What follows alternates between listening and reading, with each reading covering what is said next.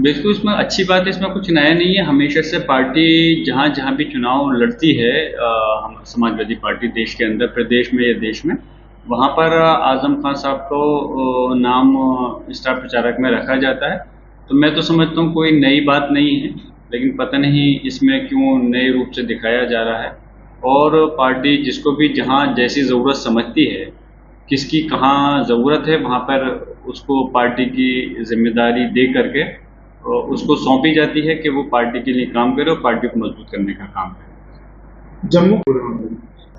उसमें अब यही कहेंगे कि जाहिर कोई वो चुनाव जो है जम्मू कश्मीर का जो चुनाव है, बल्कि पहले तो मेरी मांग उनके लोगों के साथ ये भी है कि उसको पूर्ण राज्य का दर्जा मिलना चाहिए जम्मू कश्मीर को, जो लगातार वहाँ के लोगों की मांग चली आ रही है और होना भी चाहिए। और उसके साथ साथ जहाँ तक राज्यसभा का चुनाव है, तो वहाँ पे वोट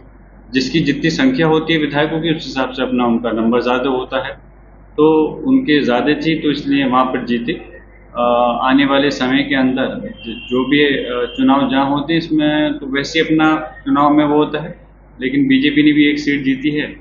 अलग ये चीज़ बात है। हम उम्मीद करते हैं कि वहाँ के लोगों को,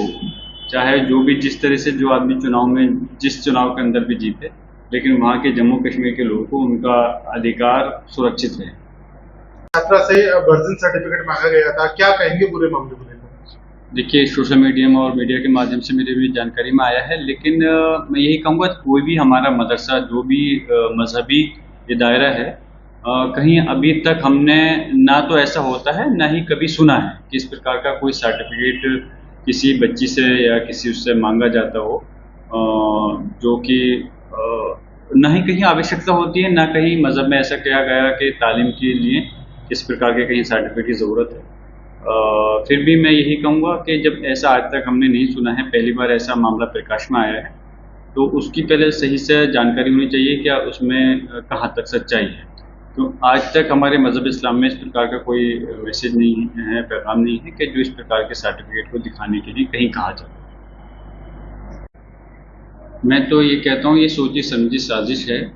जो आइला मोहम्मद के नाम पर इसको भड़काने का काम किया जा रहा है। और जो हमारी मोहब्बत है, जो हमारी आस्था है, जो हमारे अपने दीन के प्रति है,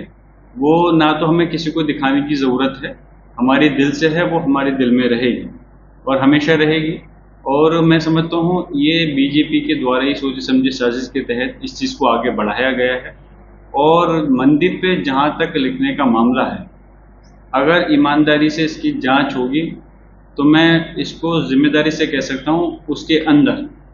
मुसलमान व्यक्ति शामिल नहीं पाए जाएंगे। उसकी वजह ये नहीं कि मैं आंख बंद करके मुसलमानों का समर्थन कर रहा हूँ, मैं इसको इस बात पे कह रहा हूँ कि हमारा मजहब कभी भी किसी दूसरे की आस्था को ठेस पहुँचाने का पैगाम में नहीं देता। जहाँ हम अपने मजहब को मानते हैं, उसके सम्मान करते हैं, वहीं हम दूसरे मजहब को भले ही हम मानते नहीं हैं, लेकिन उनका सम्मान जरूर करते हैं, क्योंकि हर व्यक्ति अपने अपने मजहब को मानता है। और ये चीज़ें चुनाव नज़दीक आ रहा है, तो इस प्रकार की बातें आई हैं और हो सकता है भविष्य में और भी चीज़ आएँ। तो मैं पैगाम देना चाहूँगा आपकी एजेंसी के माध्यम से कि मुसलमान भी और हिंदू समाज के लोग भी जागरूक रहें और आपस में किसी नाम पर